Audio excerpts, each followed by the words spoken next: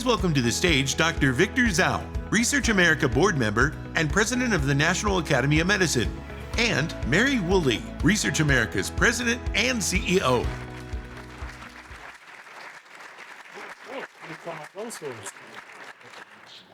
Well, good afternoon, everyone. Good afternoon. Good. Love to have a lot of energy. You know, it's wonderful to see so many people here to celebrate Research America's 29th Annual Advocacy Awards.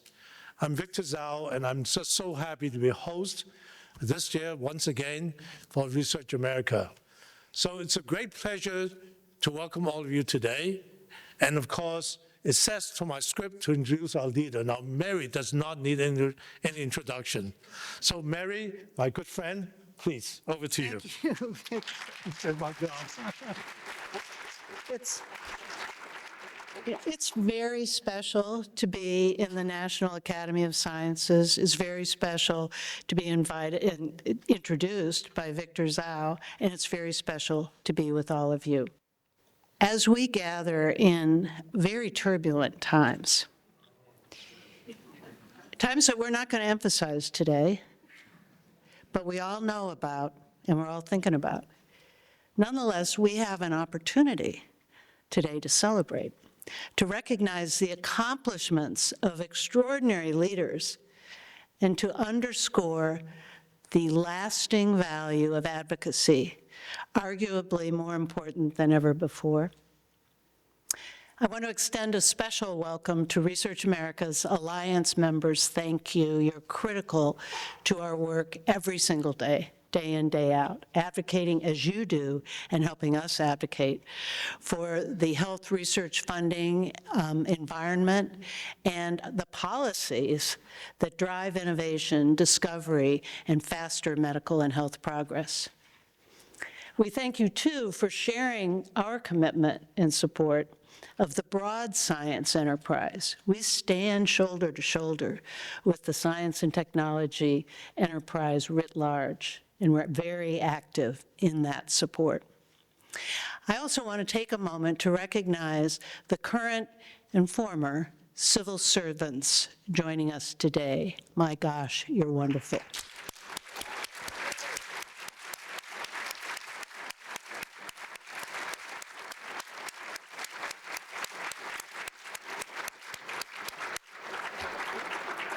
I feel I could clap for a long time on that. Thank you, thank you.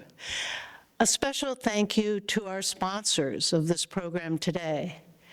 Today, you make it possible for us to honor individuals and organizations whose leadership efforts have advanced our nation's commitment to medical health and scientific research and innovation. And a special thank you to our benefactors. Our Advocacy Awards began nearly 30 years ago with benefactor support that's grown over time, allowing us to shine a spotlight on the value of discovery, innovation, and public health, and to inspire the next generation of research advocates.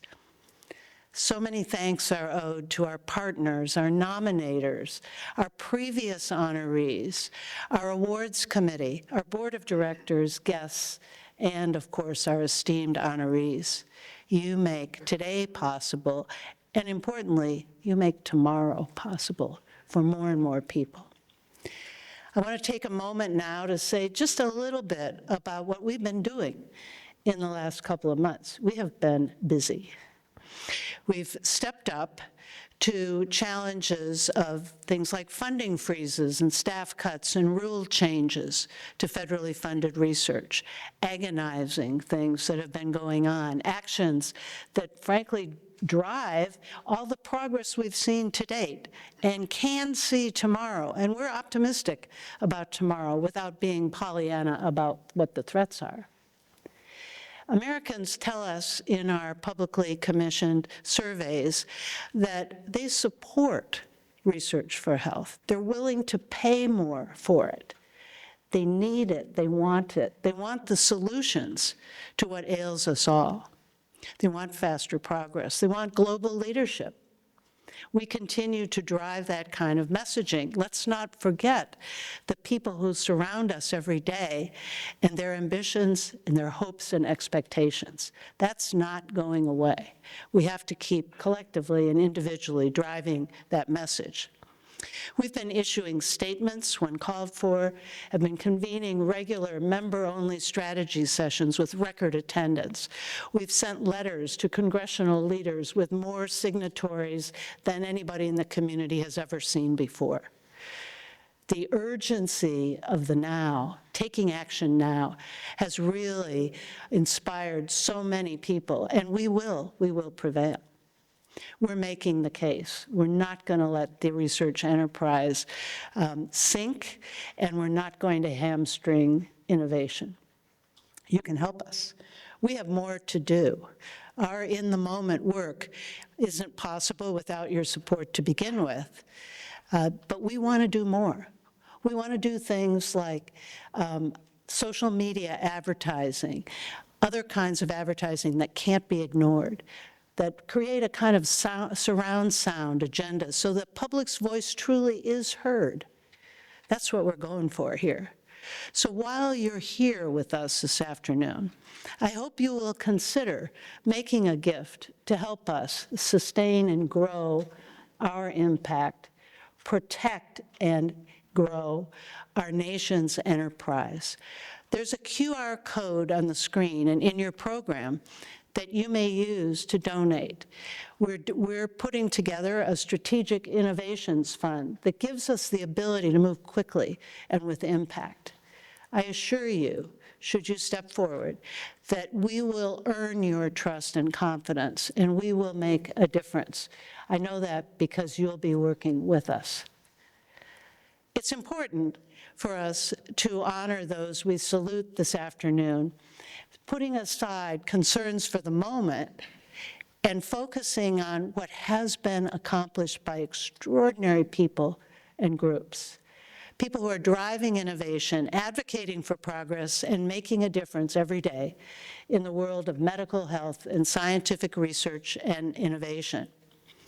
We are all inspired by your accomplishments, our honorees, and we commit to supporting your future endeavors. Thank you.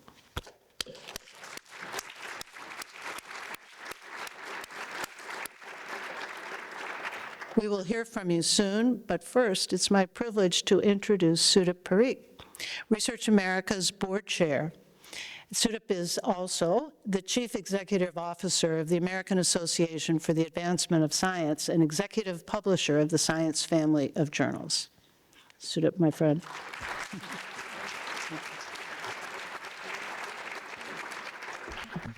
Good afternoon, everybody. I know, I'm going to do what Victor did. Come on now, even louder. Good afternoon, everybody. All right. Thank you, Mary, and to the Research America board colleagues and to the team at Research America. I'm so excited to be here this evening. And at this point on the teleprompter, it says ad lib here.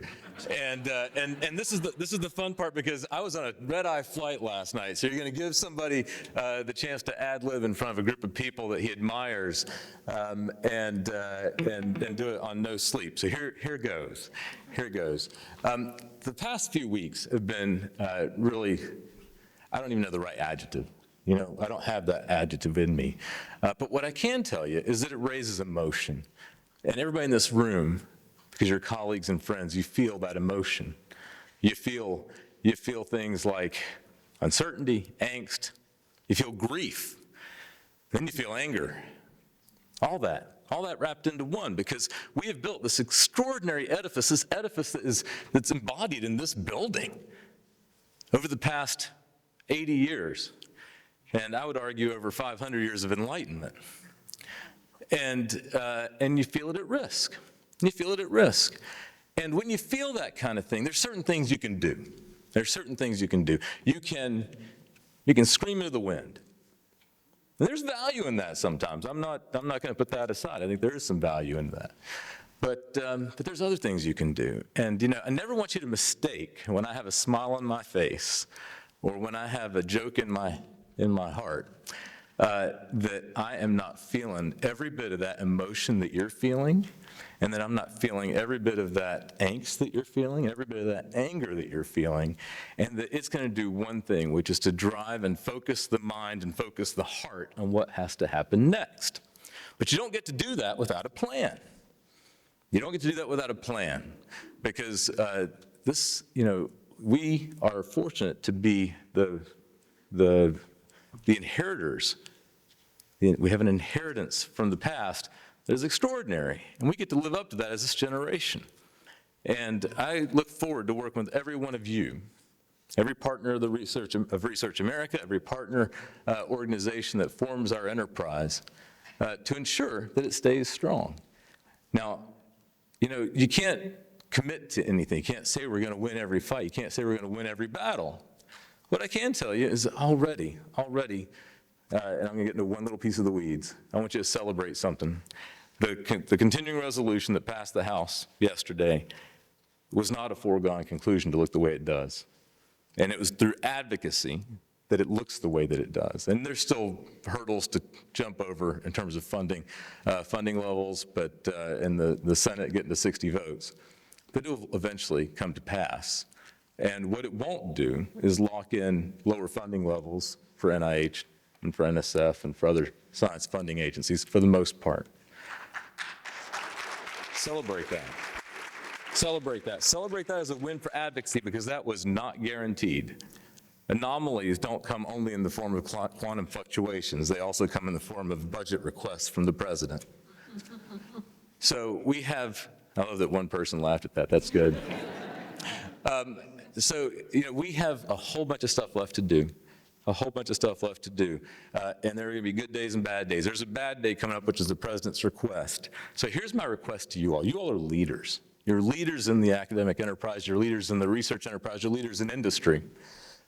There are a whole group of early career scientists out there who don't know the intricacies of this process, who don't know that there's a story yet to be written, who don't know that there is yet a story to unfold that we don't know the answer to yet. And there are going to be tough days, and there's going to be anger and grief yet. But that there will be an enterprise. There will be an enterprise that is focused on healing the sick and feeding the hungry and protecting the planet.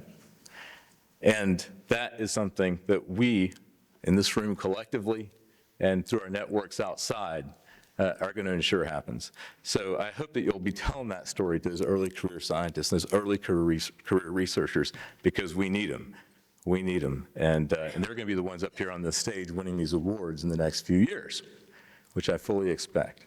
So hopefully with that, I'm going to stop being so morose and put on my hat, because apparently I'm told that black hats are cool these days in Washington.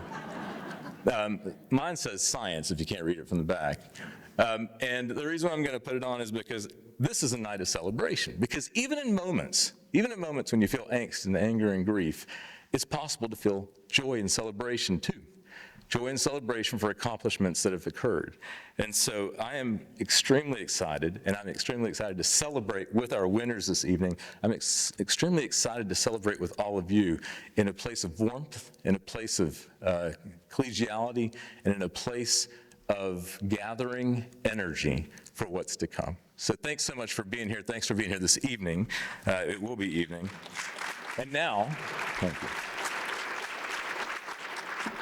And now we're going to get to learn a lot more about our Advocacy Award winners. Thank you.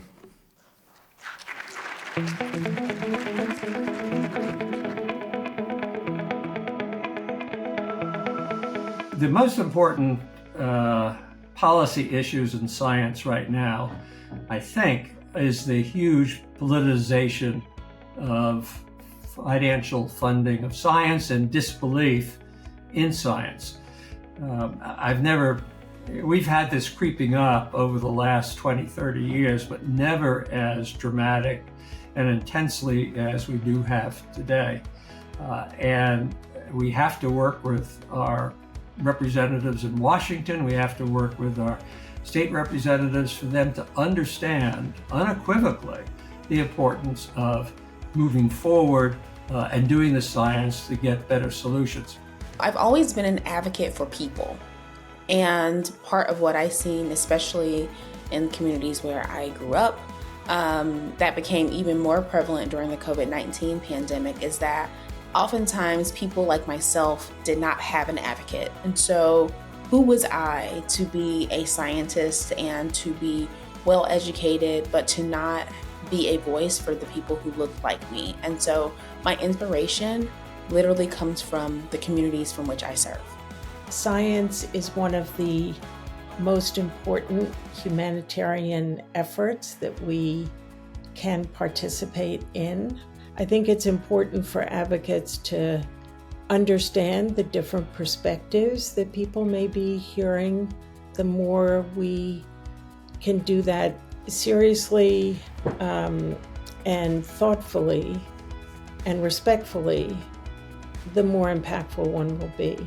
Advocates have to have a clear vision of what they're advocating for. That's the first and most important thing.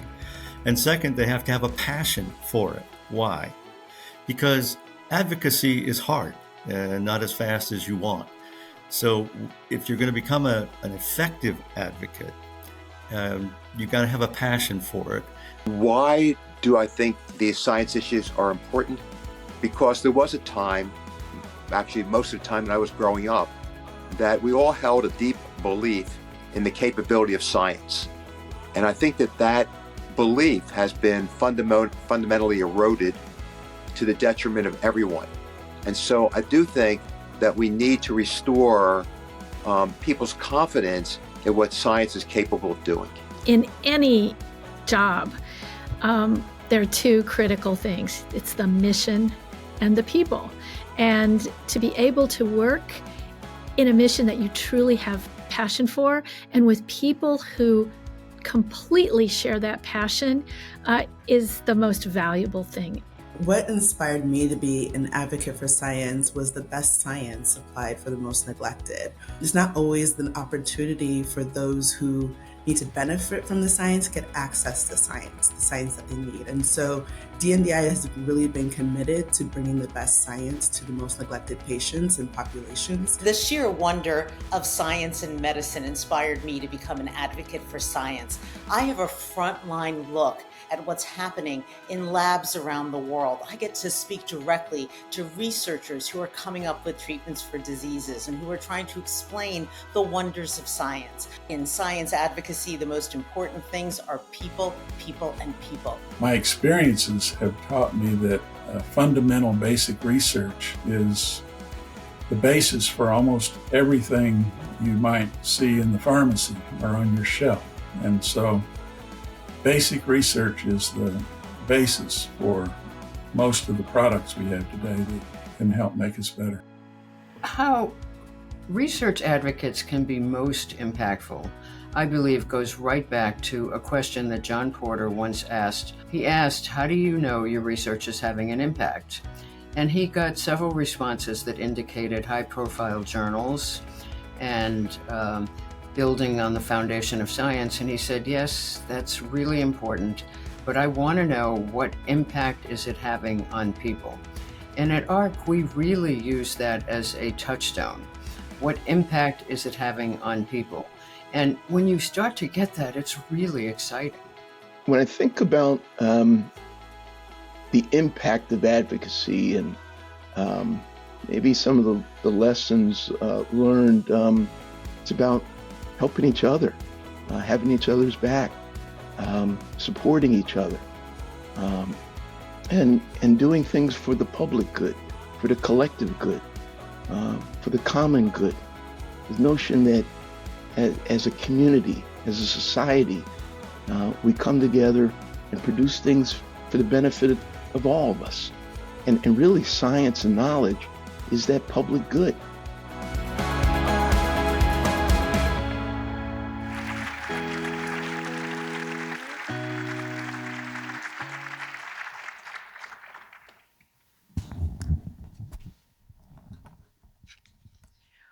Well, Dr. Zhao, can you hear me?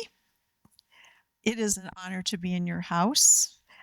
I always feel a little bit like I'm entering the sacred home of science when I'm here at the Institute of Medicine and in the Academies of Science.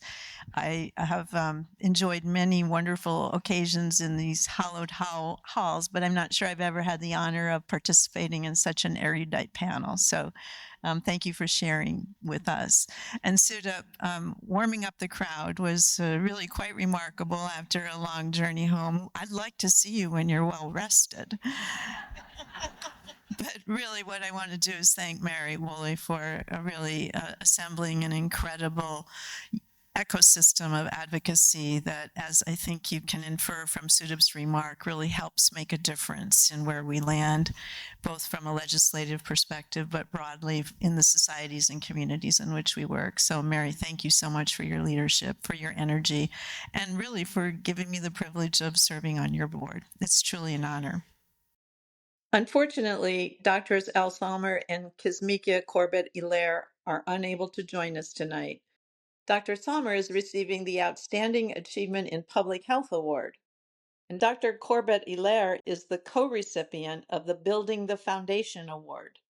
Both had personal issues that prevented them from being able to be here tonight, and they're really disappointed and expressed that to us. So I want to congratulate them for their honors, and maybe we could have an in absentia congratulations to them. So thank you. But here I am with this incredible panel, Dr. Gary Gibbons, National Institutes of Health, National Heart, Lung, Blood Institute, Elizabeth Cohn. I think you probably all know Elizabeth and her journalistic expertise, as you saw in the film, on the front line, learning about science as it's unfolding. Dr. Monica Bertinoli, who is the 17th director of the NIH. And honestly, I often think of Monica as the ever-ready bunny. She has so much energy and she just keeps going and going and going. And Dr. and Dr. Barbara Beer, who really has a remarkable impact on clinical trials and something that for those of us who are involved in clinical research really makes a difference, and that's the concept of sort of a harmonized IRB, which has made incredible contributions. So we're going to have a chance to focus on science and trust in science here, but I wanted to just maybe start out with the context, and I'm not talking about the political context, I'm talking about a broader and a longer term challenge that we all face, and that's the erosion of trust in science. It's not just something that's happened in the last 6 weeks or something that's happened in the last couple of years. This has been a gradual process that's been going on for a couple of decades. And we need to kind of step back and think about, why is this? When science is capable of creating such miracles, and yet trust in science is characterized by a growing gap across many segments of our society. I think one of the reasons is that science is hard. It's complicated, and for many people, it's out of reach. The things we talk about, AI, genomes, these aren't simple things that people without high scientific literacy can easily get a handle on. So that creates some distancing right off the bat. I think we also confuse the public when we have two experts disagree with each other. And that's particularly problematic when one true expert is put side by side with someone who's a junk scientist, but they appear to have equivalent weight in the conversation or on the screen. So that, who do you believe? You've got the right hand and the left hand, and it's very challenging to sort that out. And then, of course, we have the misinformation that is so easily promulgated through our social media, and worse yet, the intentional disinformation, the true intent to mislead or deceive people or to accomplish agendas that are not overt. So all of those things kind of flow together in an environment where, candidly, many people are disappointed in our healthcare delivery system. They're finding it very difficult to get the care they need or the help they need or the affordability that they need. And so these things are all kind of swarming around in our society. And when people are confused or they're upset or they're angry, they're not really thinking about their information deficit. They aren't looking at this with their left brain. They're looking at it with their emotions, with their belief systems. And when people don't really know what to believe, they resort to their default. They resort to their own intrinsic belief systems or the things from the people who they do trust, their neighbors, their grandmothers, folks in their environment that are kind of their default go-to people, often people who are also not really up to speed and factually informed. So all of these things swirl around, and when people resort to their belief systems, they tend to band together, and that's where we end up in the tribalism and the polarization that we're experiencing today. Obviously, I'm giving a very encapsulated summary of very complicated behavioral psychology here, but I think it's really important to realize that our challenge right now isn't irrational. It's a product of the environment and the experiences that we are all facing. Those of us who are scientifically literate probably have an easier time with this, but for the most part, these are very, very difficult times. And that makes the conversation and communication about science extremely important. What's great about this panel is that we've got 4 people here who really do know how to communicate science and do it extremely well. So, if that's the first step to building better trust in science, we're going to hear from some people that will help us get on the road. And I'm going to start with Elizabeth because this is her day job, to be the middleware, to take complex scientific information and to effectively translate it to non-scientists or to the general public. So what I'd like you to start with is just kind of how do you do that? How do you take a complex scientific issue or problem or challenge and then translate that into stories or words that people can grasp and respond to? Thank you, Julie. You were always one of my favorite people to interview. We'll have to do it again sometime soon. So the first step is to take something very complicated and make it so that a layperson can understand it. So taking something very complicated, making sure that they can understand it, and sort of how this advance or whatever it is that you're talking about fits into the broader world, to the research that's already out there, to the research that's been done before. I always say if I'm speaking to a scientist who is having trouble putting things in those terms, I always say, pretend you're at a family holiday dinner and you're trying to explain this to one of your cousins and not your smartest cousin. Let's think about your least smart cousin. And I think everyone has a least smart cousin. By the way, I have some cousins in the audience. It's not you. You know who you are, and think about explaining it to them. So that's the easy part, I find, that you can actually boil pretty much anything down to terms that your least smart cousin will understand. The tough part is making people understand why it's important. So much of health research is done with taxpayer money. So in a way, the public are the investors in this project. How do you convince the investors that this is worth the investing? And I think it's explaining the science to some extent, but it's really talking about, as I said up there, people, and then talk about people, and then talk about people again. Talk about the people who are going to benefit from what you do. Give that person a name, give that person a face, give that person a life and some details. And I think scientists sometimes are a little bit hesitant to do that. They want to talk about the paper, the data, the facts. We have got to talk about people and who will be helped by this and who will be hurt if we don't do this.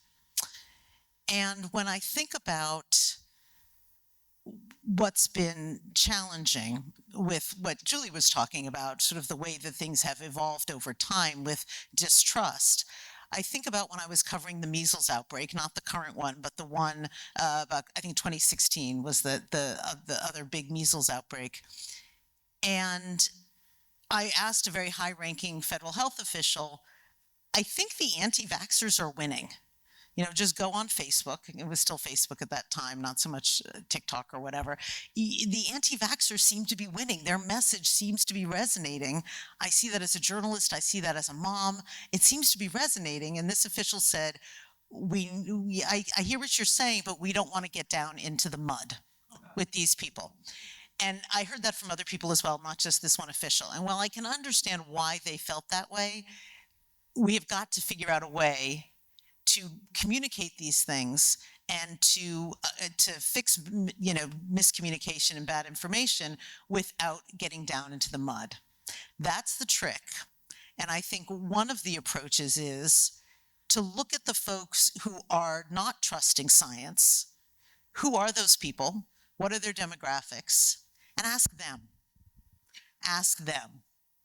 And I think that maybe hasn't been done in the way that it could be done. Think of it as a scholarly project. It's a research project. Who, just to make it easy, who didn't get the COVID vaccine? We know the answer to that, right? There's lots of good data. What are their zip codes?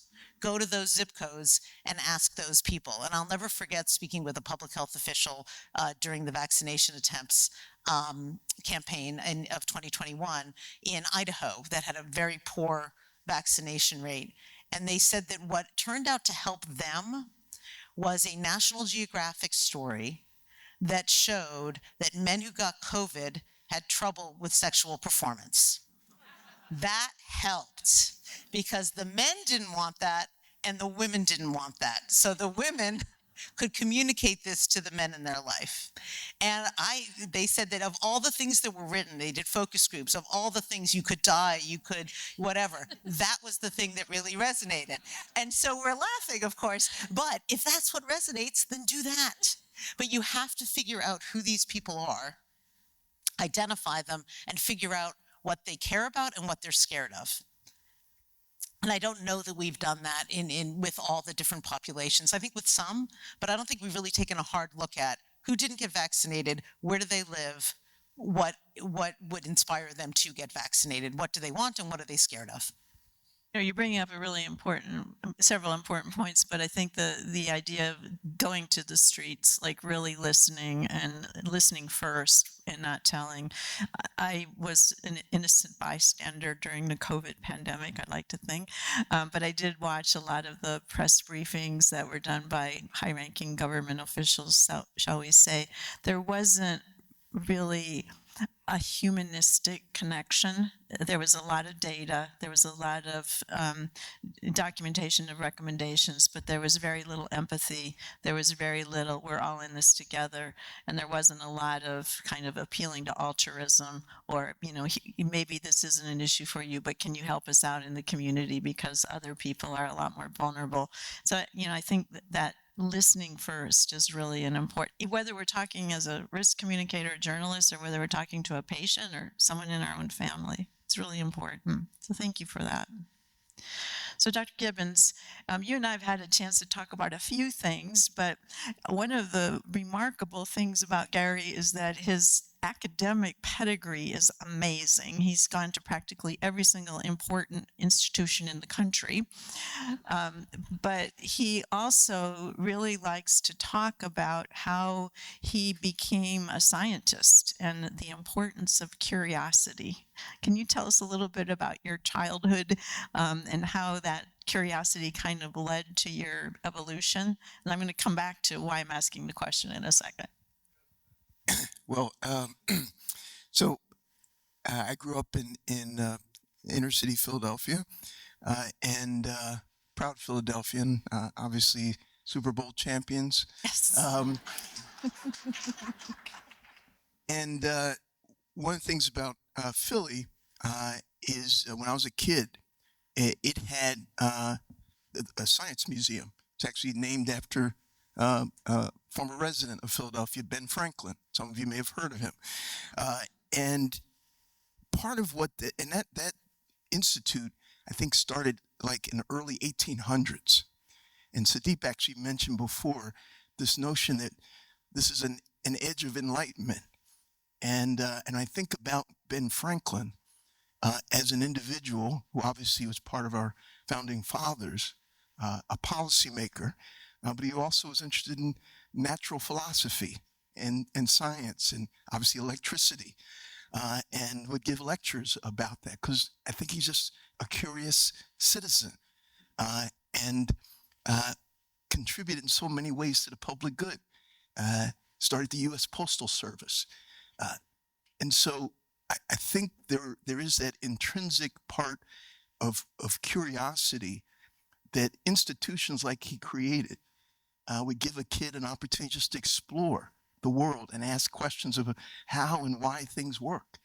And that's what I remember. Both my parents are school teachers, and so we used to have a monograph called How and Why, and we'd break down in sort of child level why the solar system works, how the body works.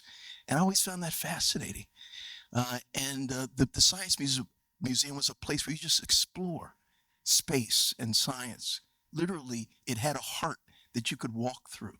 It would beat, it had colors, red and blue. And so the fact that I'm a cardiologist may not surprise you now. Right? It made me consider that, and from, you were talking about neuropsychology before. I do think, I'm not a neuroscientist, but there is something about our humanity to explore spaces and seek to understand the world around us that all children have. And sometimes I worry that somehow that we educate them out of that. And I bet all the scientists in this room right now, when we're at our best, we're tapping into that same childhood curiosity as we try to discover something that hasn't been discovered before. And somebody mentioned it before about the passion. When that curiosity meets your passion to be compassionate and have an effect on others, I think that's why each of us gets up every morning and does what we do, and why we, in fact, need institutions like that Franklin Institute that can pass that on to each generation. So when I think about advocacy and what we're all doing, we're all pursuing that knowledge and learning with a passion that is contagious. So I want to come back to your point about you hope that the children today are still going to the Franklin Museum. I'm not sure they are. It's one of the things that Research America's recent survey showed is that among 18 to 24-year-olds, the value of research is lower than it is for any other cohort that was included in the survey. So young people do not really see the value of research or the value of science. Do you have any thoughts about why that is? Not my area of expertise, but I guess that's why I'm concerned that we educate that natural curiosity out of them. That I have adult children now, but they grew up with Jeff Corwin, who would talk about animals, and Bill Nye the Science Guy, and obviously had two nerds as parents, and so. That notion that we feed a natural curiosity, I agree with you. I'm concerned it is not there in the same sort of way. One of the things about the Franklin Institute, it was free. There really were no barriers to access. As long as I could figure out the bus and the subway to get there, it was accessible. I do worry, and actually, Kazmika mentioned in her piece that that exposure, I'm concerned, is also uneven. And when you talk about not only is it age, but those who have less educational opportunities also have some challenges with not only health literacy, but scientific literacy. And so then when we start to talk about communities, including in this COVID, where we have to engage them in ways that can deal with information and trustworthy information, I feel as though if we hadn't set those seeds earlier, I think we're playing catch up. And so I'm wondering why we're not doing more at that earlier stage. And in fact, I'll end with there was a study, it's a small study in North Carolina called the Abecedian study, ABC study, where it basically was parenting, family development, getting your kid to read, have a healthy diet, be physically active, live a healthy, full childhood, and love to learn.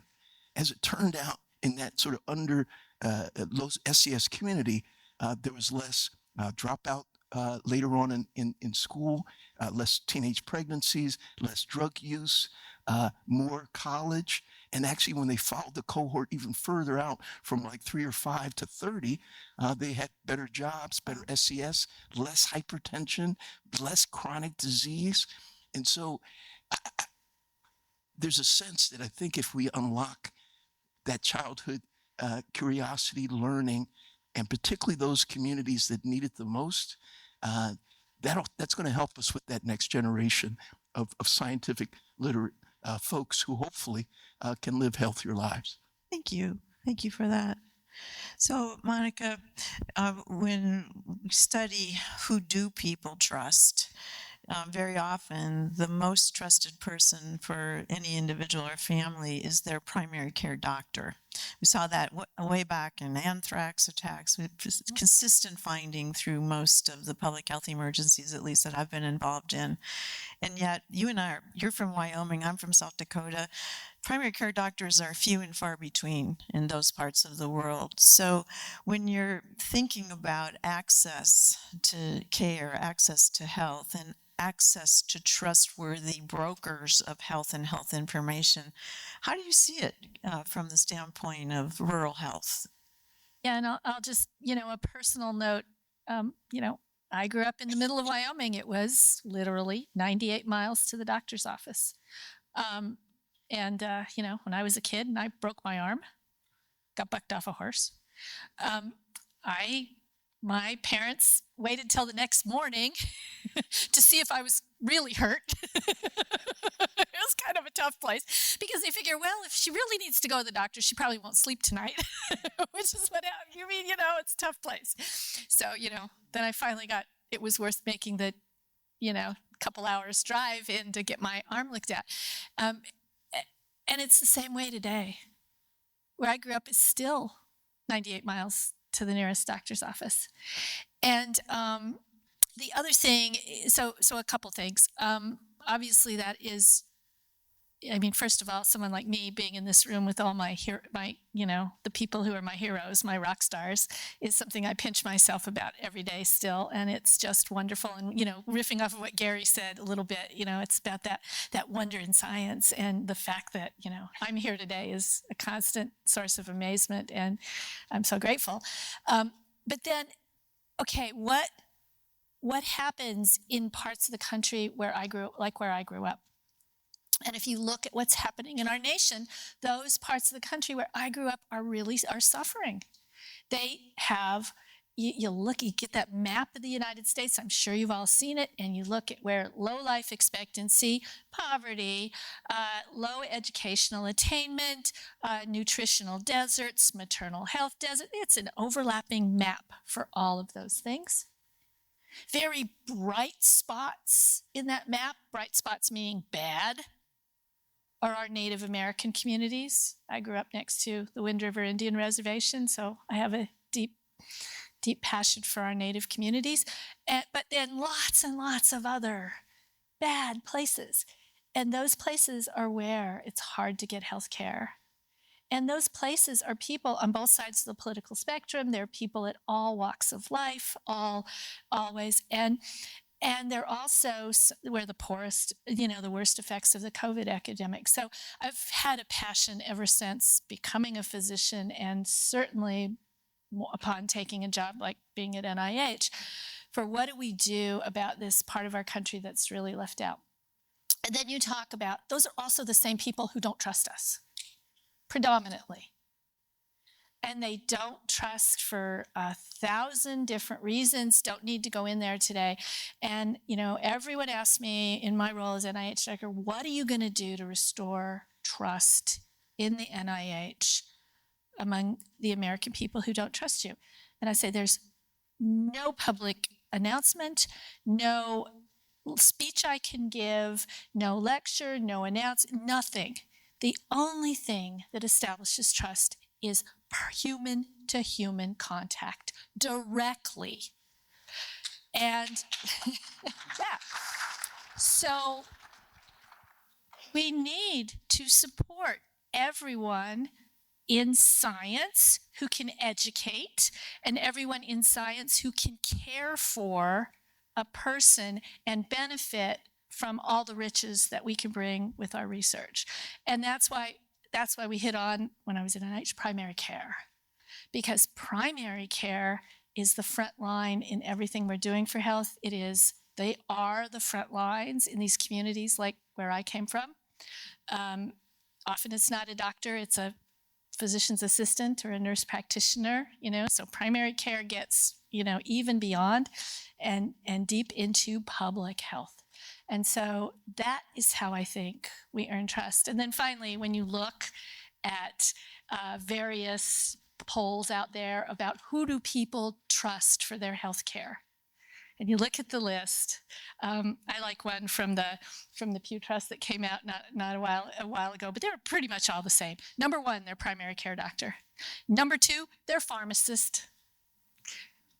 A lot of places that don't have a doctor actually have a pharmacist in town and go to the pharmacist for a lot of their care, believe it or not. Number three, their friends and family. Number four, other sources like media. Bottom of the list is government. Very bottom of the list. And so we can't start at the bottom, we have to start at the top. Thank you. I'm reminded that as a small child, I lived in a town of 822 people, and I dreamt of being a doctor when I was 4. And, 50% of the doctors in town were women. So I had the impression that it was actually within reach. But we had only 2 doctors and they were married to each other. So it was, and unfortunately they didn't last long. We soon found ourselves with no doctor. But what Monica's talking about in terms of rural health is a reality. I also worked on one of the reservations in South Dakota, and I can tell you that we would go 200 miles to get to a real emergency room. So it's pretty grim out there. So let's talk about clinical research. You have, I think, really been a national champion of evolving a clinical trial framework that's inclusive, that drives a much greater level of participation than probably we've come to expect in most environments.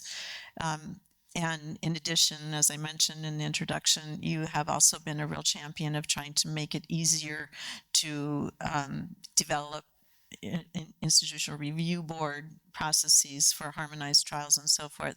But at the end of the day, you still have to get the patient's trust. Just the idea of inviting someone to participate in a trial. I don't know how many of you have participated in a trial, but I have, and I didn't find it all that scintillating.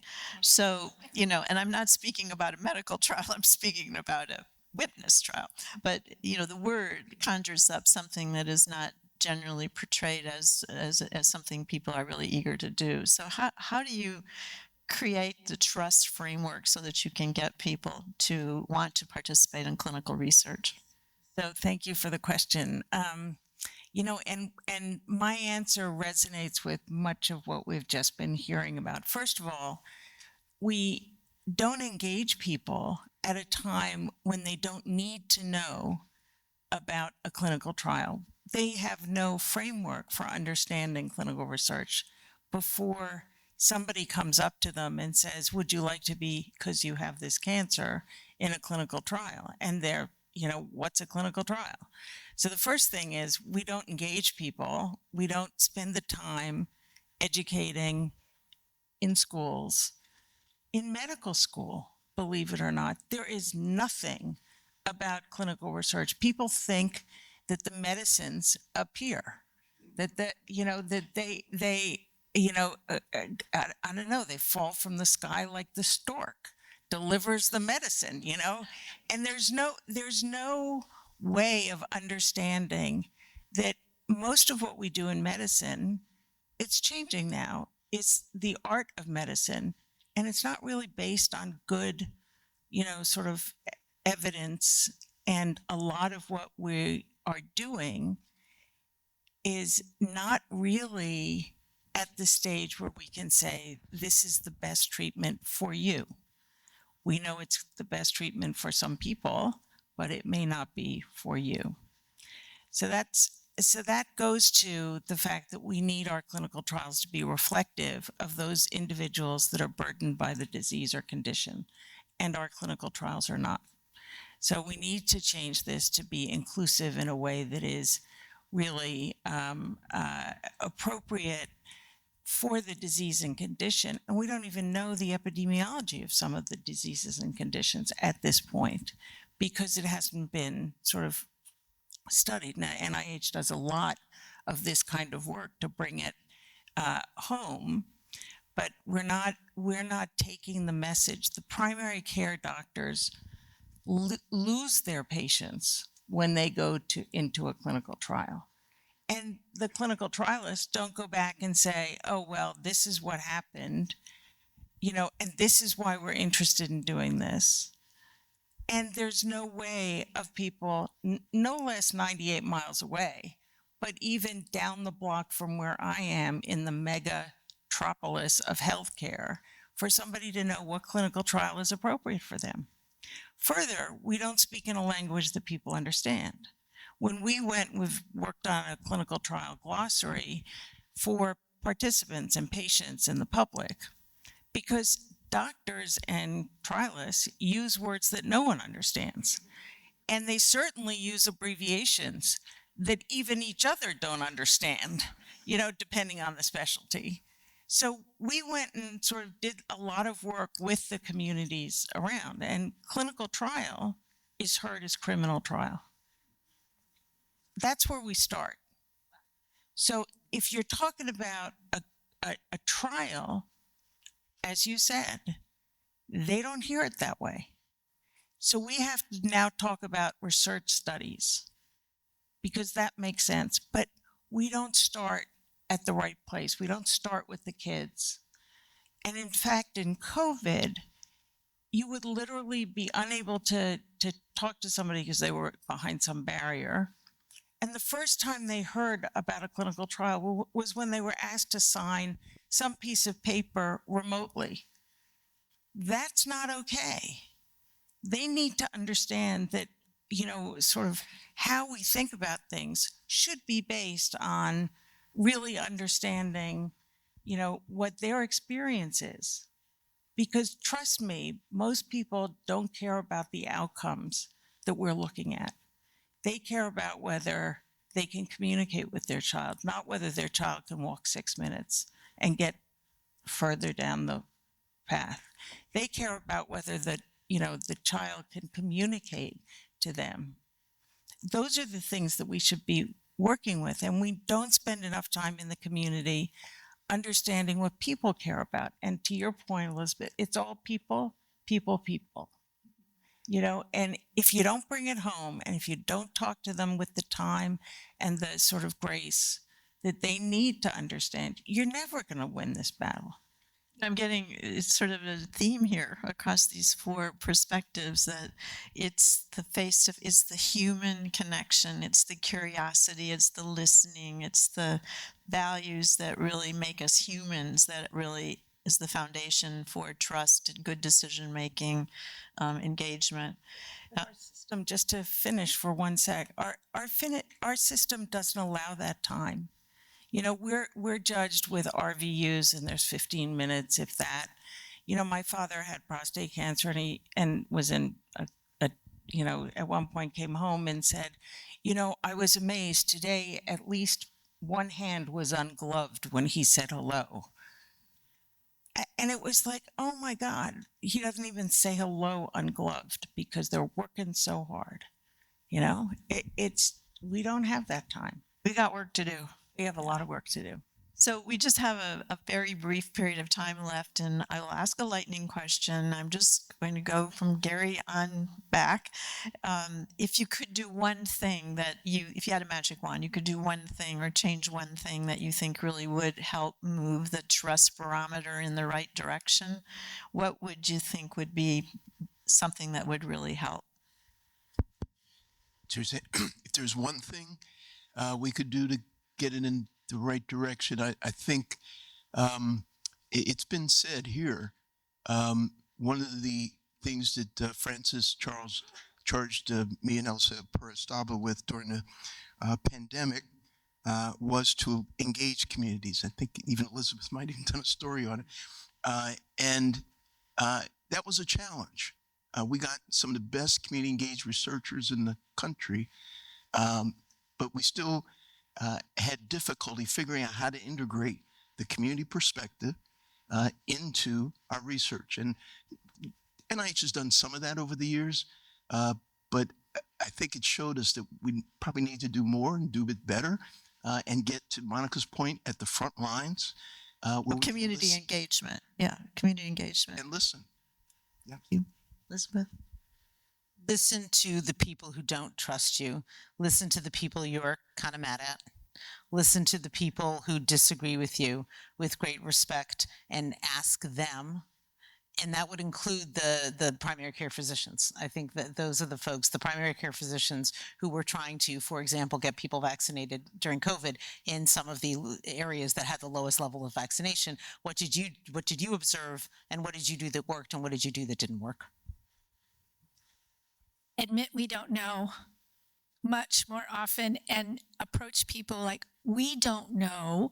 Can you help us learn? Can you help us use research so that we can figure out together what we need to know? And I resonate with all of that. I think that we do a very bad job of communicating with the community and involving them at the very beginning, whether that community is geographic or disease-based or demographic-based. We come in with a certain arrogance and don't listen. We don't sort of pause. Somebody in medical school said, you know, you've got, I think, 2 eyes and 1 nose. TEON was the acronym, and now it's 2 ears and 1 mouth. You know, like, we should just pause and appreciate that. Well said, all of you. Thank you very much for your leadership. I trust all of you, so you earn my confidence for sure. And congratulations on your honor, and thank you so much for all you do for us.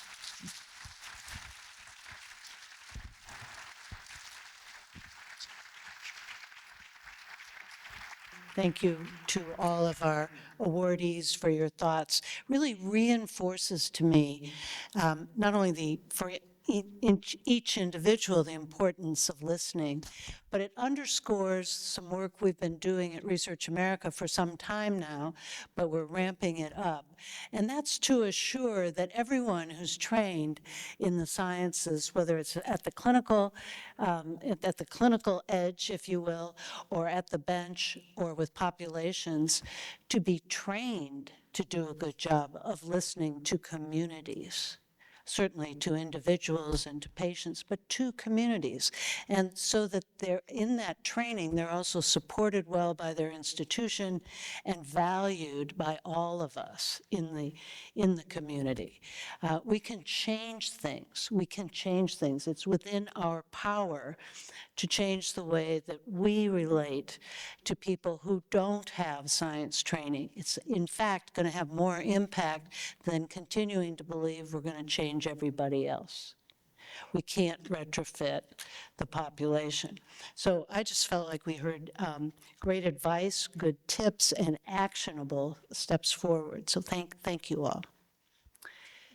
So as we transition between our panels now, I'm going to spend a few minutes honoring 2 very, very special individuals, both tremendous supporters of this awards program. These are people who are no longer with us. Dr. Herbert Pardes, benefactor of the Herbert Pardes Family Award for National Leadership in Advocacy for Research, and Ann Lurie, the benefactor of the John Edward Porter Legacy Award. In the past year, we said a final goodbye to these 2 giants in research advocacy, in humanity. They were humanists, and both were dear friends of mine. I sought counsel from both of them, and I was energized by their passion and inspired by their wisdom. Their optimism, their commitment to health and humanity, their generosity of spirit and support, all these qualities and more, left a lasting impact on our world and on Research America. I can't think of a more fitting place to celebrate them than at our awards program, where we honor superstars in the research and advocacy world. And both Anne and Herb were truly superstars. Anne Lurie was a registered nurse who would go on to become one of the most celebrated philanthropists in Chicago and worldwide. She was married to Robert Lurie, who had built a real estate and investment empire. Upon his death in 1990, he left a sizable estate that Anne put into action to benefit research locally in Chicago and across the country. She was a prolific supporter at Northwestern University, establishing professorships in breast cancer and oncology at the School of Medicine, and helped fund the Robert H. Lurie Medical Research Center, among others. Anne's philanthropy, however, wasn't limited to institutions in the U.S. She made Africa and Asia a focus of her philanthropic efforts. She told the Sun-Times in Chicago, quote, "The dictionary definition of philanthropy is to love and care about mankind. People can be philanthropists even if they never hit their checkbooks. It's about the passion you feel toward those who are living in deprived circumstances." That's an amazing statement about service to others. Anne was a renowned philanthropist whose tremendous support for medical and health research across the country has created a lasting legacy. She was connected to us at Research America for years and was celebrated as an Advocacy Award winner herself. She generously founded and supported the John Porter Legacy Award from its inception, established to recognize individuals who show outstanding commitment to sustaining the nation's world-class leadership in medical and healthcare research. Anne died last June at the age of 79. I was able to tell her that Carolyn Clancy was winning the award this year, and she was thrilled.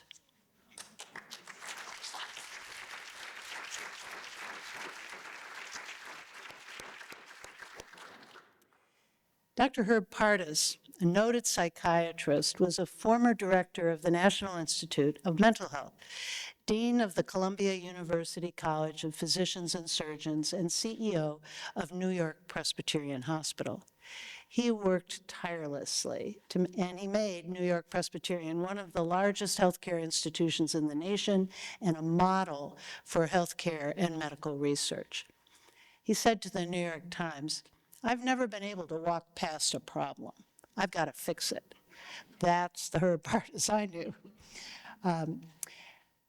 This profession, he went on to say, is first about helping patients survive, always has been. Unfortunately, we can lose sight of that sometimes. It is patients first, it's people first, as our last panel just said. That quote is a great reminder that one of the primary goals of research is improving the well-being of everyone. Herb had immense talent as a friend and as a fundraiser, securing funding for a children's hospital, a heart center, and men's and women's health center, all in Manhattan. Dr. Pardes was long a champion of medical and health research funding, of clinical research and mental health research, and of Research America. He supported an award named for his family, the Herbert Pardes Family Award for National Leadership in Advocacy for Research. He nominated Barbara Beer for this award that she is receiving this evening, and he knew that she won it.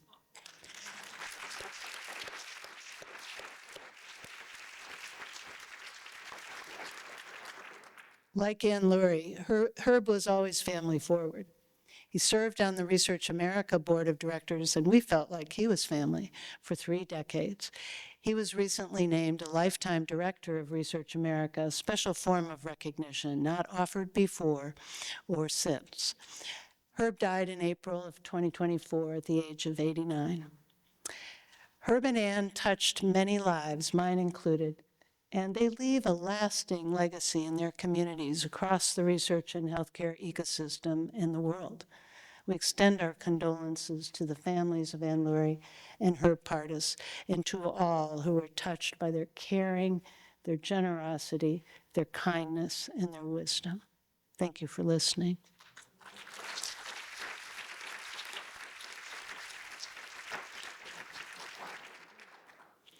And now, in their honor, I'm going to say, I'm very pleased to introduce another longtime friend and giant in research and research advocacy, Dr. Elias Zerhouni, Research America board member and former director of the National Institutes of Health. Elias will moderate our next panel. Come on, Elias. It's hard to follow Julie Gerberding and our panel. So let me just start about the topic that we're going to cover today. And that is, in your mind, how will advocacy influence the future of medical research and health, right? And let me just start by saying the prototype of the advocate for biomedical research was Mary Lasker. So some of you may remember, but there's a foundation called the Lasker Foundation, which gives prizes every year. And Mary was a quintessential Washington insider advocate. She knew President Eisenhower. She could slap him in the back, say, we need money at the NIH, please double the budget. And she did. She was the first one to really drive the budget for medical research. And then throughout the previous 30 years, we've seen the power of advocacy.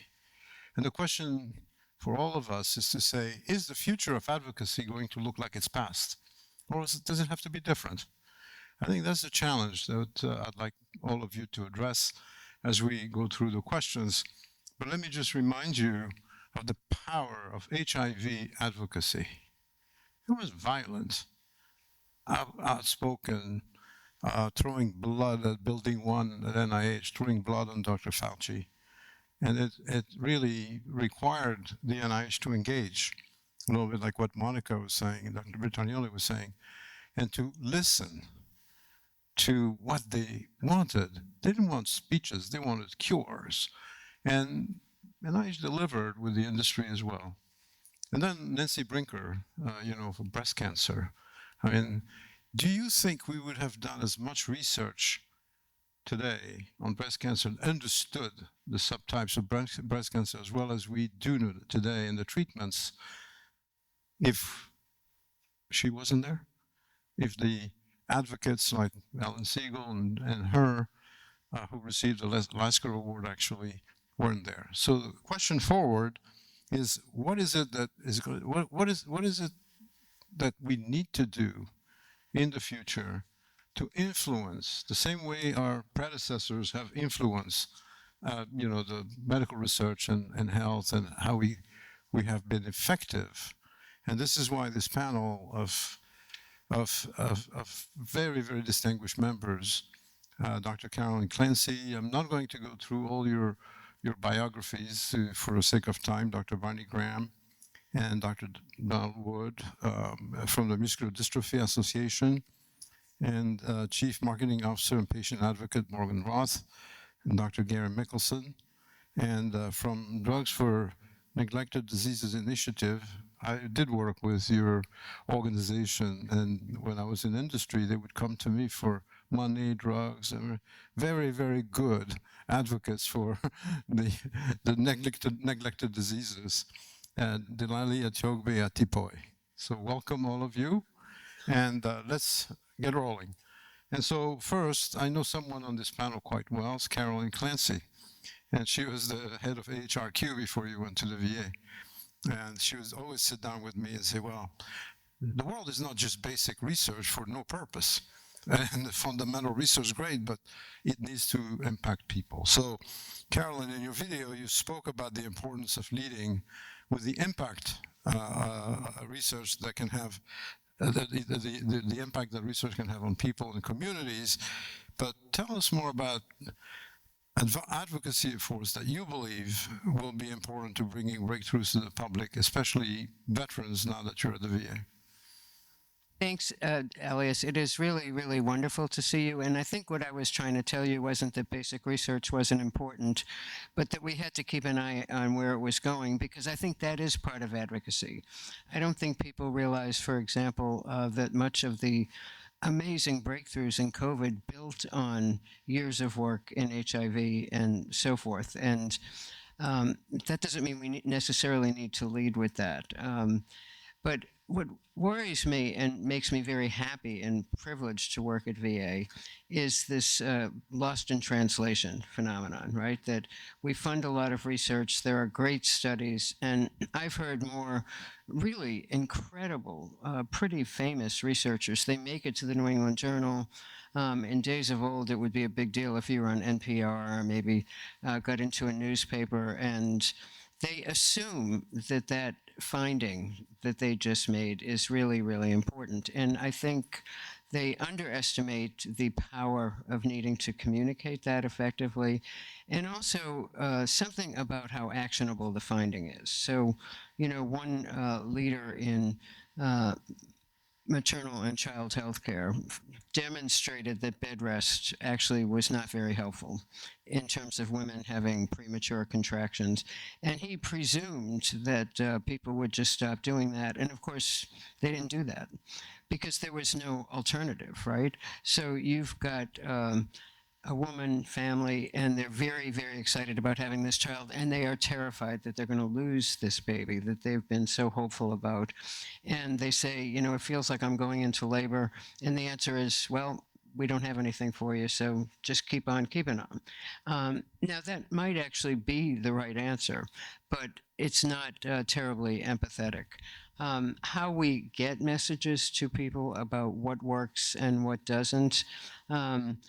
As a primary care doc by training, I was very appreciative of the great admiration I heard from Drs. Gerberding and Bertagnoli.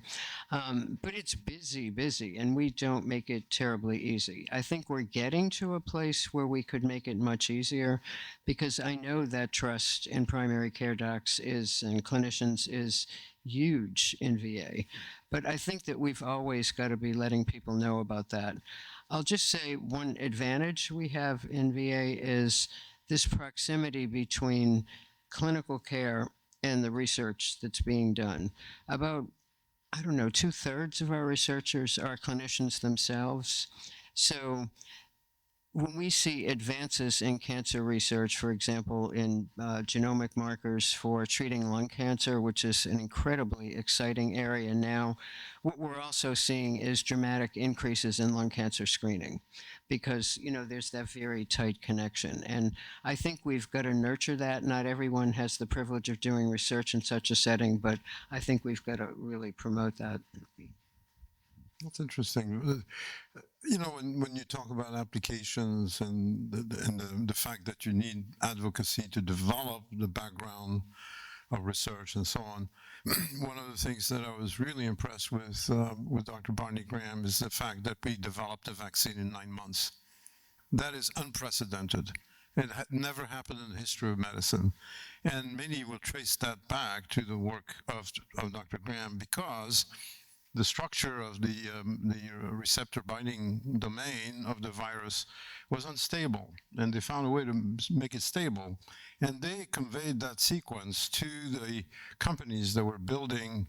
As soon as they received a sequence from China, in 48 hours, they had a sequence proposed to Moderna and Pfizer, I remember. I hope it was correct.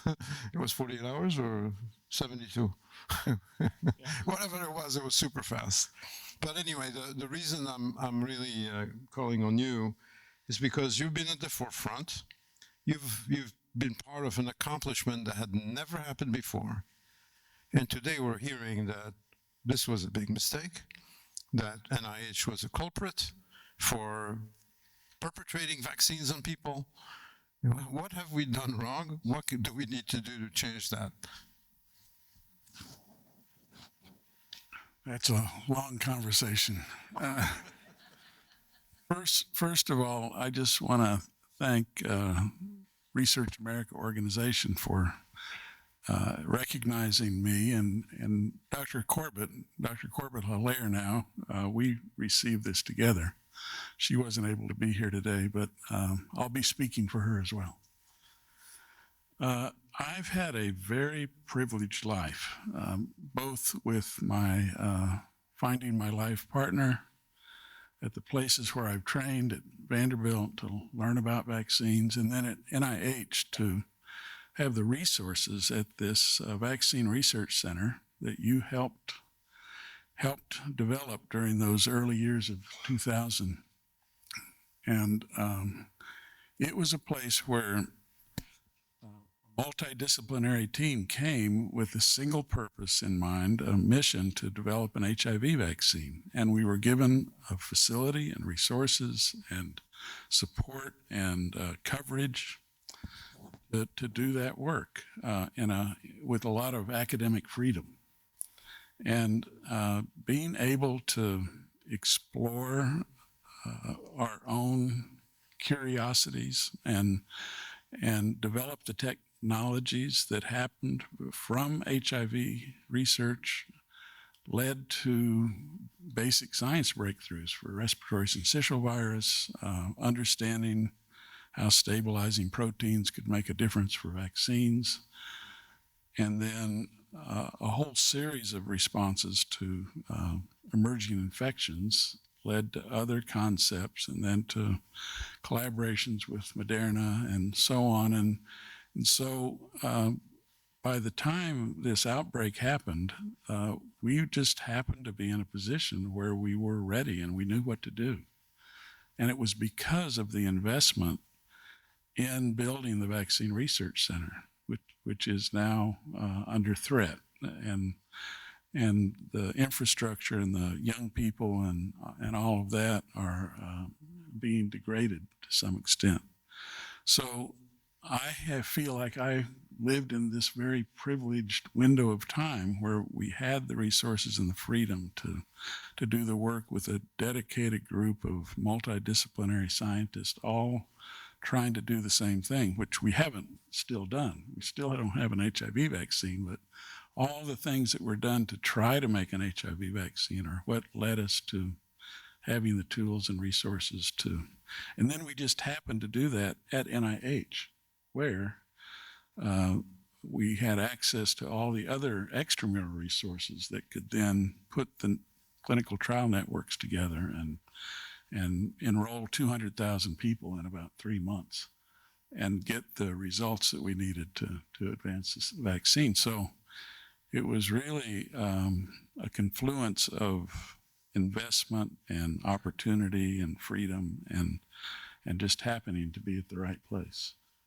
And we need to preserve that intramural research capacity for NIH. Let me probe you a little more, because I think we were lucky in a way that SARS happened in 2003.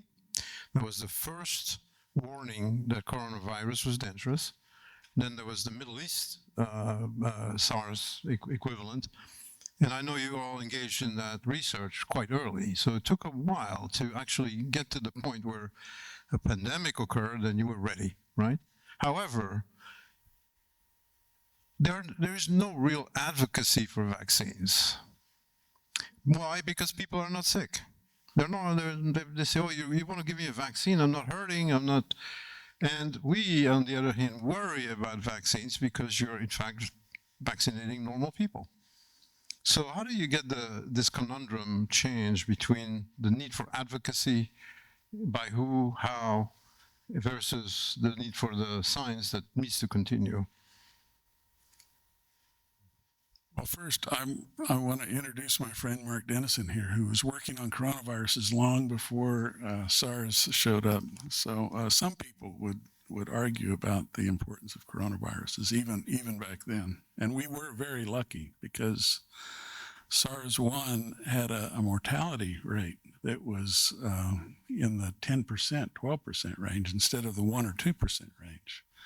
And we didn't have Zoom, and we didn't have structure. We didn't really know what to do at that point. So we were extremely lucky that what happened in 2020 didn't happen in 2002. Okay, I got a little off. So what was the question again? The topic is how do you get, sorry, the topic is how do we advocate for vaccines when we have people who are advocating against it? Yes. Well, for me, everything starts with thinking about the next generation and the youth. And we have a lot of, it looks bleak in terms of trust in science, but we have a lot of talented young people who are extraordinary, exceptional.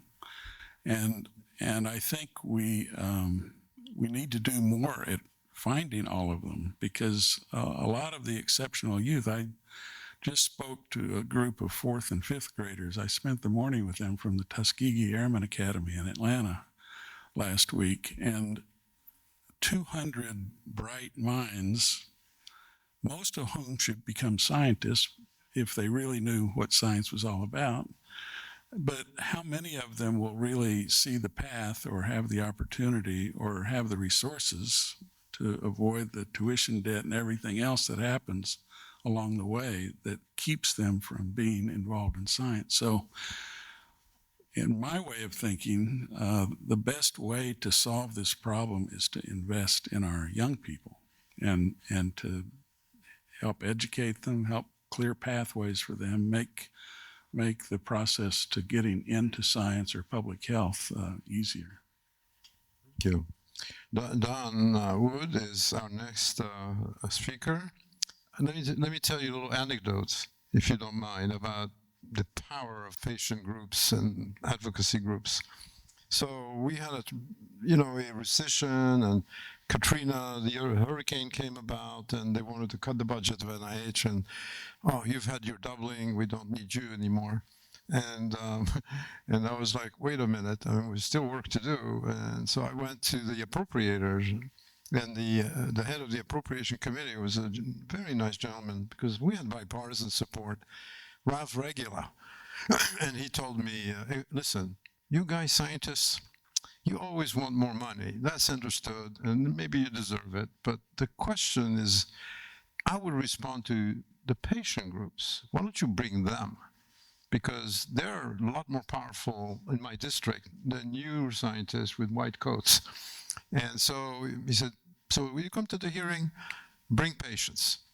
And we did at a hearing, an appropriation hearing, where they were talking about cutting the budget. We brought a mother of 2 children with muscular dystrophy. You probably remember her because she was very, very effective, both in the Senate and the House. And she had 2 children who were misdiagnosed for a long time and went to the emergency room, and they didn't know what to do, and they mistreated the child, and the child died. And so that was a story about the need for research. And then we brought a patient who had Parkinson's disease, who couldn't play with his children because he was shaking, and he had a brain implant, and a brain pacemaker. And then we had a video before and after, and he was playing lacrosse with his children. And then he stood up, and he started walking, and he had a cane, and he said, gentlemen, look at me. And he threw the cane out, and he went to there and said, don't cut the NIH budget. I'm telling you, your advocacy group and the disease groups are very powerful. I can only tell you that I used to mention the Cystic Fibrosis Foundation and how good they were, because they combine not just advocacy and complaining about the lack of investment, but how to invest.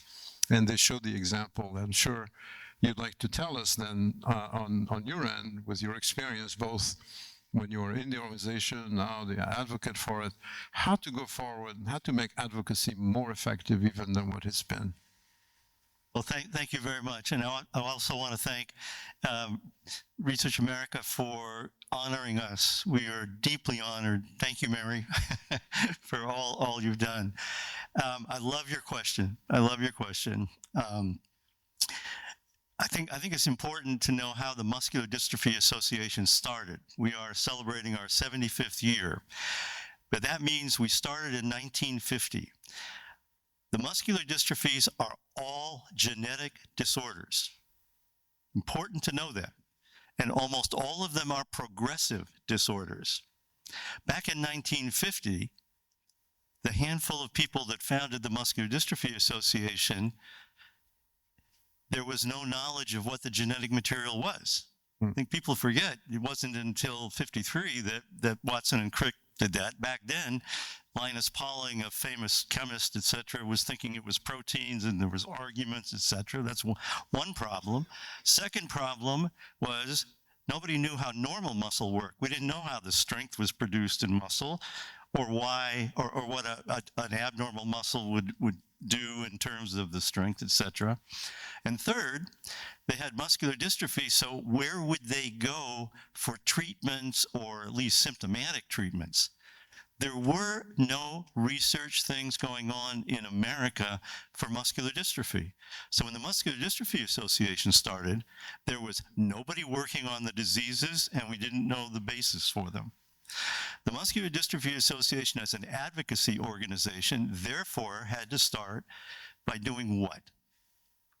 They had to attract people, scientists, clinicians, anybody who would work on these disorders. And they did. They did. I won't go through the whole every year of the 75 years, but what happened is the Muscular Dystrophy Association actually created the field of neuromuscular disease science and medicine. We now have over 150 clinics across America, multidisciplinary clinics. Why? Because they're genetic diseases, they affect muscle, but like in Duchenne muscular dystrophy, the loss of dystrophin, it's also dystrophin's found in the brain, in the heart. When diaphragmatic muscle is affected, pulmonary problems develop. They're very complex, but the multidisciplinary clinics help treat now. We have treatments. More than that, because there are genetic diseases, we decided to go after the gene for one of them, Duchenne muscular dystrophy, back in the early 1980s. It was eventually discovered, the gene underlying Duchenne was discovered before its protein was known. That's why the protein is called dystrophin. Dystrophin, where the protein is known. The person the lab that discovered it was at Children's Hospital, Harvard, under Lou Kunkel. Lou Kunkel and I laugh about a letter he got from NIH, because he tried to get funding from NIH at that point, and I apologize to all you people from NIH. Okay, this is not against NIH, but the letter says they're not going to fund him because there's no technology that would allow a gene to be discovered without knowing its protein product. That's advocacy. We 100% funded his lab. And so we found the gene, and now, for the first time, we have a gene therapy, an actual gene that replaces that. So you look at the force of advocacy through the Muscular Dystrophy Association, and we feel very proud of how we have been able, through advocacy, because it's not just looking for money. As you said, and this is very important, it's knowing where to place it. It's knowing what aspect of the disorders that you're looking for need to be addressed. And then with the funding that you have, you address it. So training people is still important, and we train lots and lots of people. We still go out there. I like to recruit scientists who are very successful, who are working in other areas. Say, we have funding for you. Try to get smart people to come into the thing. It's fun. I enjoy it. I love it. And the other aspect of it is now people with neuromuscular diseases, or who get diagnosed with a neuromuscular disease, have a place to go to, which they didn't have before, and that is critically important. Why? This would be my last comment. Why? Because where we go next as an organization depends upon what those people tell us they need. You have to listen.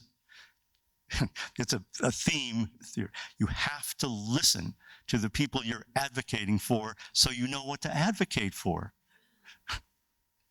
It's a simple thing. Yeah, absolutely. Very important. Thank you very much, because you're showing the kind of nexus between people in science and the fact that you have to have an active role as an advocate, not just sit down and wait for the science to occur, but drive it. And Morgan Roth is one of our awardees, and from your point of view, let me just give you another anecdote that I thought was, for me, it was seminal in terms of understanding the role of advocacy. And it was, again, the Cystic Fibrosis Foundation, which had done something very similar to what you've done. And they organized 11 centers around the country, a central lab. I mean, they really put their hands into the till, if you will, and push for the research as well. They had a very good strategic plan. And so we had trials at NIH that were, leveraged by the foundation, and we would do them. And then came a rule from the department saying, oh, you're violating privacy rules, you need a new consent because you cannot share data without the consent of the patient. You remember that period of time? And it was really like, if you do not have a consent from every patient, you got to stop your trials. So imagine stopping your clinical trials. People have no problem nowadays to stop clinical trials over the past 50 days, but we did have a big problem.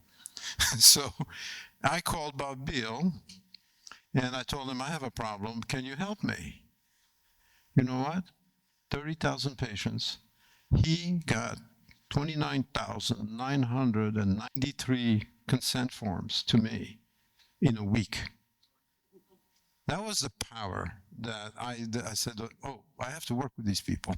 And so anyway, Morgan, tell us, what do you think we need to do in addition to what we just heard for achieving breakthroughs now, besides the fundamental research? What is missing? What is it that you would like to see to achieve these breakthroughs that the patients are waiting for? Again, I go back to, really listening, because sometimes the more urgent needs of the patient and what they're advocating for is not at the forefront of the minds of the scientists. So again, I think it goes back to something as simple as setting up lines of communication. We talked about vocabulary, putting medicine and diagnoses and treatment plans into language that you will understand, that isn't frightening to you, that you're not intimidated to ask the question, what does that mean?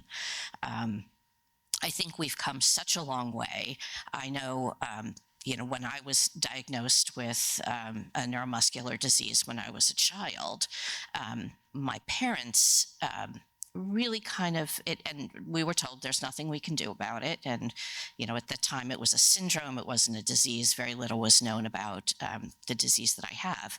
And my parents once it was determined there was nothing to do, we put it on the down low. We never discussed it as a family. And the reason is, in that generation, I don't want to date myself, but I go back a ways, before there were really socio-political protections for people with disabilities, it was better to stay under the radar. And it really wasn't until, the 80s when patients were empowered to come forward and tell their stories and welcomed in. And you weren't so afraid of the labels as being a disabled person or having a rare disease as it was when I was growing up. And I think my parents thought they were protecting me. And it took me until I was probably 50 years old to realize that's not protection.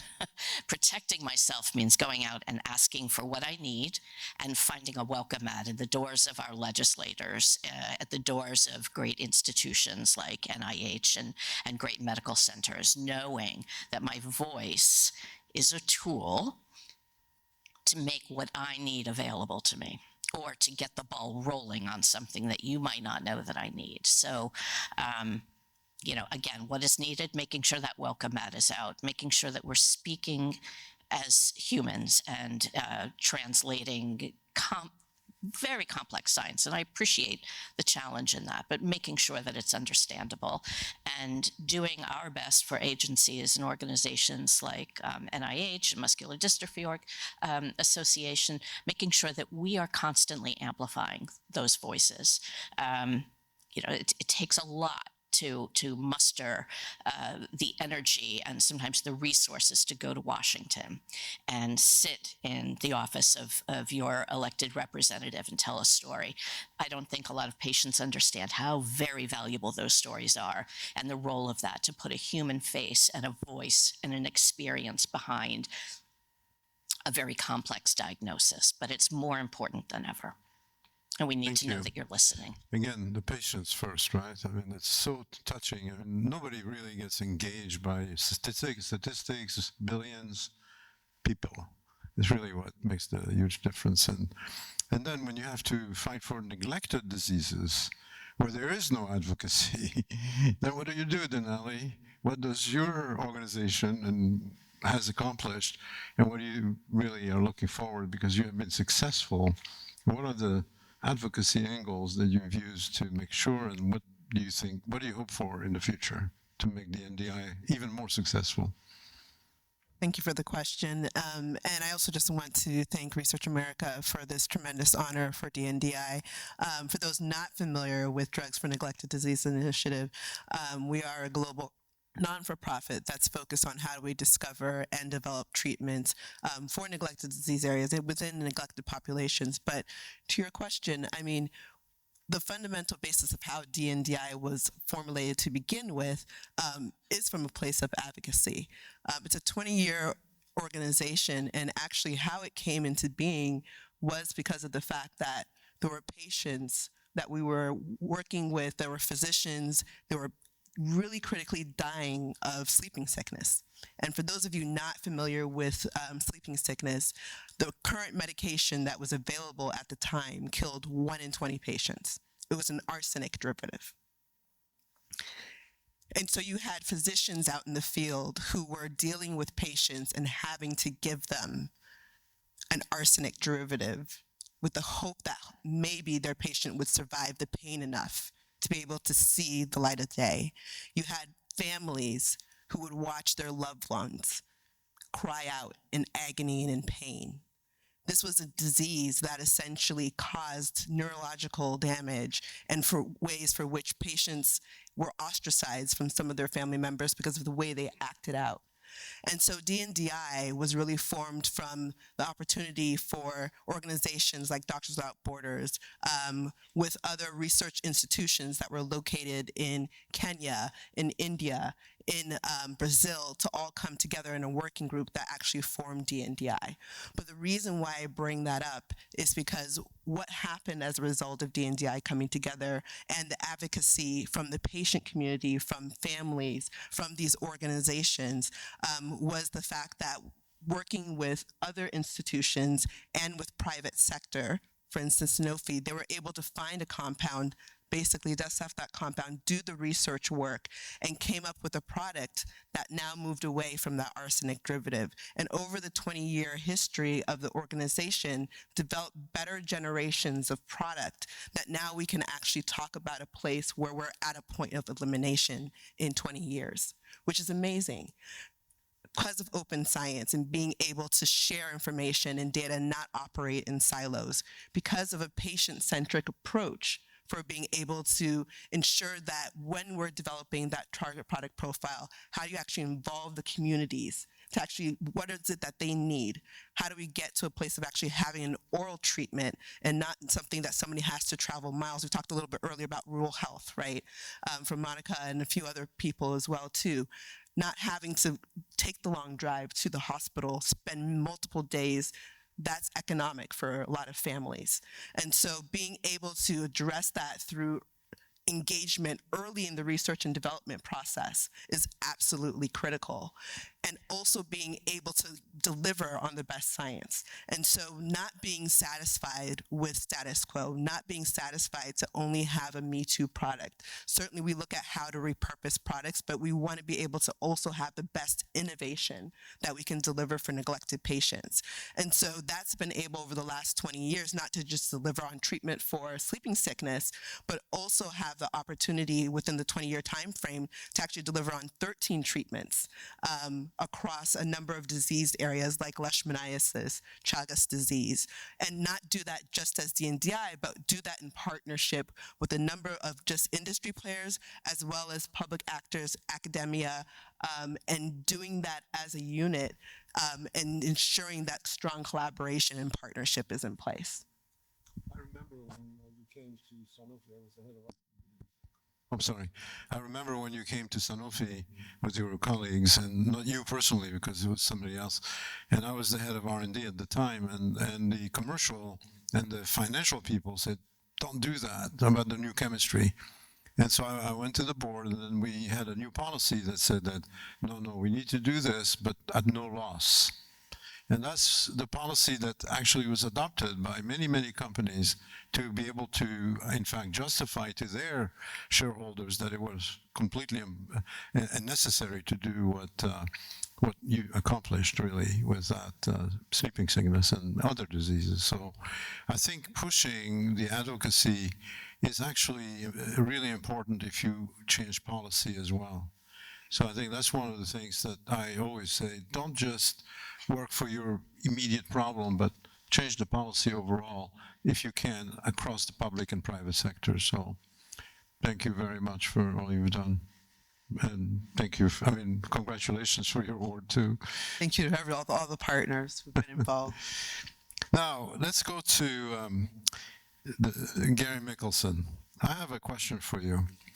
I know you're deeply committed to increasing the federal funding, and for basic research, right? Basic research does not have a lot of advocates. I tell you that you don't die of basic research, and that has been a problem because every time we go to Congress, and they ask me, "What are you doing for the American people?" I'll say, "What disease did you treat yesterday or last week?" Now, if you can report on which disease you treated last week, and then those will be happy. But at the end of the day, when I look at it and I look at the funding, right? I used to testify to Congress to show what the return on investment of basic research is. And a little bit like what you said, all the basic research that was done returned the investment of COVID, saving millions of lives. So I used to give the example of cardiovascular disease. In the 70s, there was 1.5 million acute deaths, young men, young women, mostly men at the time. And then fast forward, when I was the NIH director, it was 500,000 a year with a bigger population. And we showed to them that it was because of the Framingham study and the many works of many researchers showing the role of cholesterol, high blood pressure, diet, tobacco, and all of that. And then I asked them a question, do you know how much it cost you to do that? And it was about $4.5 a year per American per year, $4.50. And I know Keith Yamamoto uses that a lot. He says, well, it's a cup of coffee. At Starbucks, obviously, it's not just a regular cup of coffee. But I make the same point today. If you look at the budget of the NIH today, and you say, how much per American are we spending to really solve all of the problems that you as advocates try to solve? It's about $100. All right? $100. If you look at the expenses in healthcare, $4 trillion is the expenses. The piece that's doing the research, 1% of that. Would you spend 1% of that, of your money, when you have a problem that's 100 times bigger, like the healthcare that we are facing, which is not performing very well, with life expectancies not keeping up with even the most, average countries in the OECD. So, Mary Lasker used to say, if you think research is expensive, try disease. If you think $100 is sufficient, try $4 trillion on disease, So how did you see your mission in terms of pushing federal funding, given the fact that I believe personally that it is insufficient? And why did you come up to that conclusion and drove your foundation to do that? First, let me thank Research America for the great honor of being on this stage. And for me personally, it's a privilege to be here with Dr. Graham, who's probably one of the most remarkable scientists of our age, and even more remarkably humble. There's a life lesson from this man. So let me clarify the question. Foundations are different. All my foundations are privately funded, and by law, they're not allowed to support political candidates, and they're not allowed to advocate for legislation. Public charities are actually allowed to do that up to an insubstantial amount, which has generally come to be held to be about 15% of their operating revenue. Few of them do it. Now, on the other hand, as an individual, I'm free to contribute to politicians up to the statutory limits. And then, as our good friend Elon Musk has just proven, you can give unlimited funds through a PAC to invest in your next $15 billion of government contracts. So the reason I'm bringing this up is Michael Milken taught me 20 years ago that government is the great Archimedean lever, that government has the money and government has the power. Now, you're talking about advocating. Who are you going to advocate to? You're talking about the government. Now, there's three ways in. Historically, the most effective way for me, and so I personally do the things my foundations are not allowed to do. I've never asked a politician for something personally, but I do ask them for the things that are consistent with the missions of my foundations. The most direct way in is to find a powerful legislator. You don't have to convince 435 people in the House. You have to get 3 or 4 people that control the caucus, and if they want to do it, it's going to get done. That used to be very effective. Well, we now are out of the House, so forget that. The second, but I'm just telling you like it is. The second most effective way is to go directly to the agencies. Now, I personally love the NIH. Doesn't mean I think they're flawless. I wrote an op-ed, and anybody can read it on the Hill, about all the things that could easily be fixed that never were. You have to ask yourself a question, and this is no disrespect to Monica. Why are the FDA and the NIH so resistant to change? They're like Newton's law of a mass at rest. You cannot move them.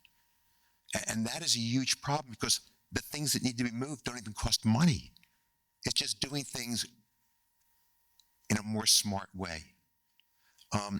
So I do think right now the 3 normal ways to affect government, the doors to all 3 of those have been closed. You're not going to get succor from this administration for science. You're not going to get it from our legislature because the House is not going to give you any relief, and you're really not getting it from the FDA directly or NIH. Now, what was a fascinating story is, and I was just with a lobbyist who couldn't answer this question. I asked the lobbyist, tell me one law that got through the Senate by unanimous consent in the last 2 years. Everybody in the room is going to say there were none. The lobbyist said there were none. Not true. Cory Booker and Rand Paul, ideological bookends, came together for FDA modernization. And it was the only piece of legislation that went through the Senate on unanimous consent. That's remarkable. What did the FDA do? Ignored it. Congress is their boss. They took no action whatsoever and actually refused to do the very things the law required, and we're now on FDA modernization number 3 to compel them. There's no excuse for that. There's simply no excuse for that. So I probably didn't answer your question. What was your question? No, I said, how did you go? I'm sorry. How did you go to focus on what you're focusing on? Because that's not usual. Yes. So right now, an auto worker in China gets paid $5.40 an hour. In Central America, $2.70 an hour. And in Mexico, where we shipped our automobile manufacturing business to, $2.75 an hour. The average auto worker in the United States is currently being paid $28.50, but the benefit package adds 30% to that. The conclusion, we cannot compete in this world on the cost of labor.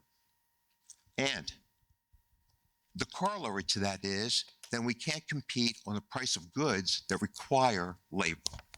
So where can the United States successfully compete? And the answer is on technology and know-how. The NIH has been an economic powerhouse. Just, you look at the returns on investment from the Human Genome Project, it's almost incalculable. And if you look at DARPA, really quite remarkable. Two of the products of DARPA, GPS and the internet. You couldn't begin to calculate the value of those things. So the answer is technology is our strong suit, and science is the economic engine that propels technology. The only argument we have right now with government is you can't afford not to do this. 20 years ago, the United States was the leading investor in the whole world on GDP basis for funding research. We're number 5. South Korea, China, Israel, really? We can't afford that. We can't compete anywhere else. This is the only place we can compete. And if we cede this to China, we're in big trouble. Well said. I think we should applaud this. Let me respond a little bit about this issue of Modernization Act. I did an NIH reform in 2006 because the problem with the agency is that it's very, very rigid. All agencies are. Why? Because there's a set of rules and regulations underneath that prevent you actually as a director and an appointee to move things as much as you think you could. So we came up with some ways of doing that, and Julie knows at CDC too, it's very difficult.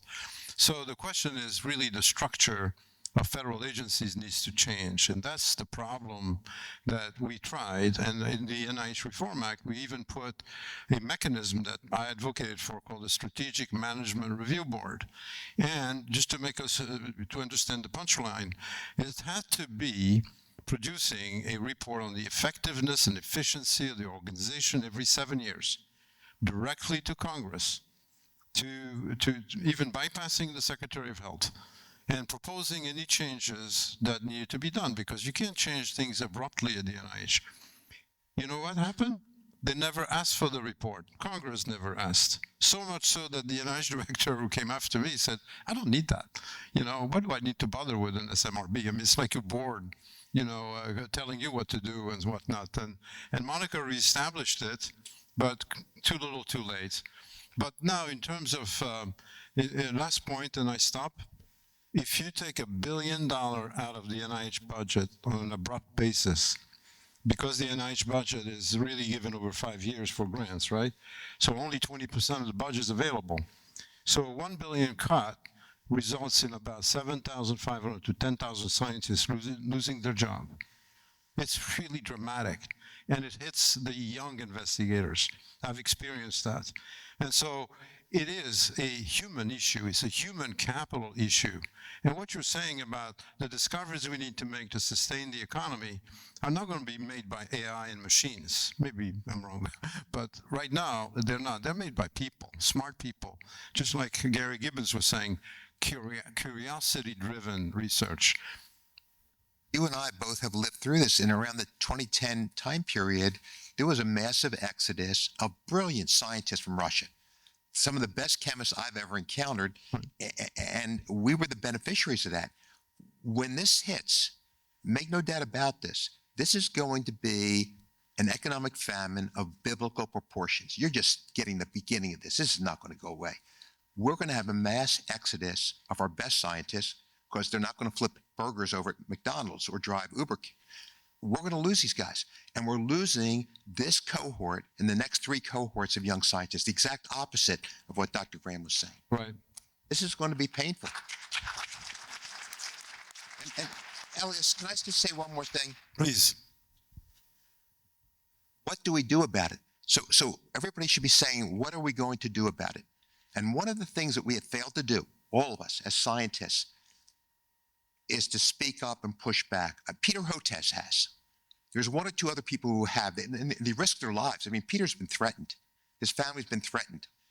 But when you have somebody who claims a part of his brain was eaten by a worm, and that measles vaccines will kill people, and then somebody says a young boy who was perfectly healthy just died in Texas from measles, what do you say? And his answer is, yeah, that's to be expected. Somebody has to push back.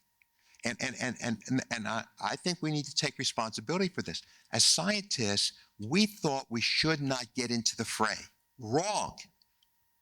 Wrong. We can't stay above the fray. And one more thing, one last thing, and I'll say. In 6 months, there'll be a backlash from all the people who are sitting at the kitchen table and they can't afford the price of anything. But the backlash won't be for us. We got to do this ourselves. Well said. You know what the answer is? Fight, fight, fight. That's what we have to do. And this organization's one of the ones that does it. We have to do this. Donna Shalala, Secretary Shalala, I know where she is, she made almost a parallel speech to the board of Research America today, that this is round one of a long game, long fight, 15 rounds. You know, we have 50 days. Remember, the whole thing is about 1,400 days. So remember, there are lots of rounds to be played. So let's just keep that. I want to thank you, and a round of applause is well deserved here.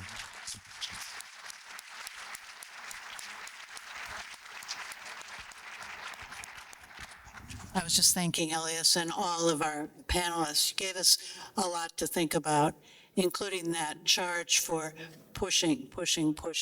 We don't need a brain drain in this country. We've got to keep our scientists here.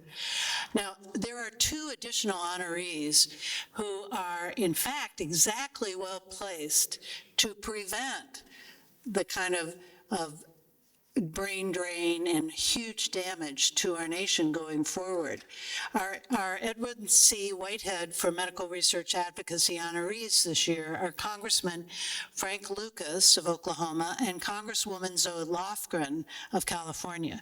We have very brief video remarks from both Whitehead awardees to share with you now.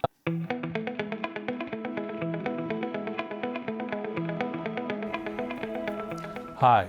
I'm Congressman Frank Lucas, and I'm honored to accept this distinguished award for medical research advocacy. Throughout my time in Congress, I've spent many hours speaking with researchers and scientists nationwide to learn about their needs as they work to create solutions to today's problems. So I understand the importance of investing in science funding and the mission we're supporting here today. Since being elected in 1994, I've witnessed many new medical advances that have saved lives around the world, including innovative drugs and therapies that were researched by researchers in Oklahoma. For example, the drug Seacrest, which treats severe sepsis, was developed by discoveries made by the Oklahoma Medical Research Foundation. This life-changing drug would not have been possible without well-funded and well-resourced researchers. So it's safe to say your work here at Research America makes a difference in the lives of millions of Americans, and I encourage you to continue to spend time educating my fellow members of Congress on the importance of science and research funding. Thank you for awarding me this great honor, and I'm looking forward to working together in the 119th Congress.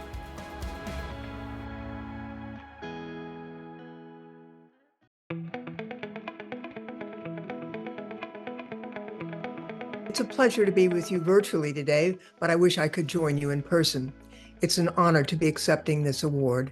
As the ranking member of the Committee on Science, Space, and Technology, my colleagues and I have enacted critically important legislation to foster scientific advancement and to cultivate the nation's STEM pipeline in all topics, including biomedical research.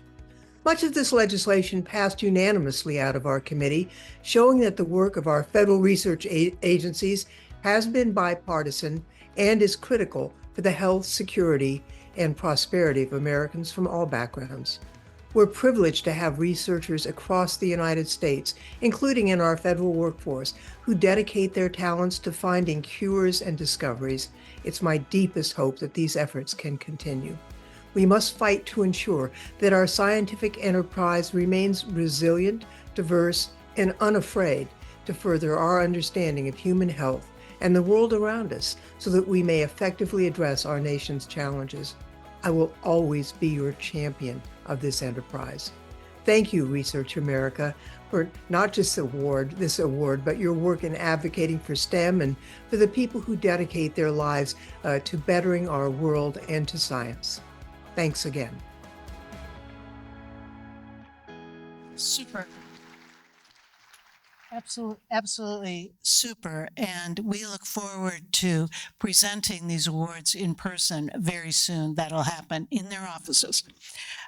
We're right at the end of our program. I want to ask all of you to thank me in recognizing our honorees, our sponsors, and our benefactors one more time. Thank you, everybody.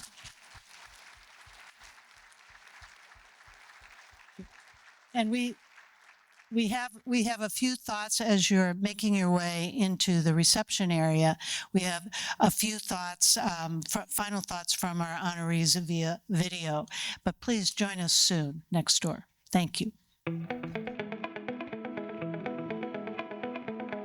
We absolutely need to maintain our nation's investment in fundamental science, basic science. This is the source of our excellence. How you interact with various stakeholders, supporters, and frankly, the people you love and relate to is a very, very different kind of language. It's much more about storytelling. So advocacy is a difficult issue. It is vitally important for research because if we don't get the funding that is absolutely crucial to that research, it simply won't happen. The most valuable lesson is to be genuine in one's approach and in what one believes in, to then focus on clear communication and empowering individuals. Supporting science and especially basic research and helping to influence policy is critical to the future of science. You have to be open to the opportunities that you might not have necessarily expected and the doors that might lead to your next opportunity. You may not be able to advocate for everything, but you got to be able to advocate for something clearly and have stories that resonate. Our advocacy is born of our citizenship, and in many ways, advocating for things that have the greatest good for the greatest, for the greatest good of all of us. And science does that almost as well as any other public good because it pays such dividends. Where is the future economic well-being of our country? It's in our know-how, our technology, and so forth. Have someone advocating for you. I think that we oftentimes forget that in these spaces, while we're advocating for other people, that there has to be someone who's advocating for us. Young people are entering a different world today than the one that I entered when I began my career. They're entering a world where there's so much miscommunication. And I would say to these young people, keep going. You're going to be victorious.